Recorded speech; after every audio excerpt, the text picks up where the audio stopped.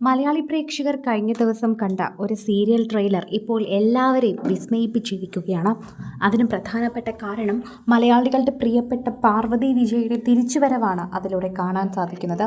സൂര്യ ടിവിയിൽ സംപ്രേഷണം ചെയ്യുന്ന ഹിറ്റ് പരമ്പരയായ മാംഗല്യം തന്തുനാനയിൽ ഇനി പാർവതി വരാൻ പോവുകയാണ് എന്നും പുതിയ താരങ്ങളിൽ പ്രേക്ഷകരെല്ലാവരും ഏറ്റെടുക്കുകയാണെന്നും പറയുന്നു.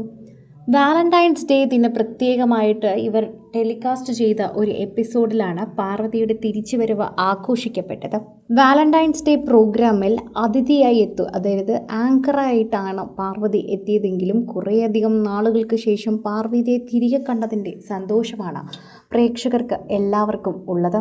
പാർവതിയുടെ വിവാഹ നിശ്ചയം കഴിഞ്ഞ് പാർവതി ഇങ്ങനെ ഒരു തിരിച്ചുവരവ് കൂടി നടത്തിയപ്പോൾ പ്രേക്ഷകർക്ക് വളരെയധികം സന്തോഷമായി. വളരെയധികം പ്രേക്ഷകർ ഏറ്റെടുക്കുകയും അതുപോലെ തന്നെ സോഷ്യൽ മീഡിയയിൽ പങ്കുവയ്ക്കുകയും ചെയ്ത ഒരു വാർത്തയായി ഇത് മാറുകയും ചെയ്യുന്നു എന്ന് പറയാം. ആരാധകർ വളരെയധികം സ്നേഹത്തിൽ ഇത് ഏറ്റെടുക്കുകയും ചെയ്യുന്നുണ്ട്. പാർവതിയുടെ ഒരു തിരിച്ചുവരവ് അത് ഞങ്ങൾ എല്ലാവരും ആഗ്രഹിച്ചിരുന്നു. ഇപ്പോൾ ഏറ്റവും നല്ല സമയത്ത് തന്നെയാണ് പാർവതി തിരിച്ചു വന്നിരിക്കുന്നത്.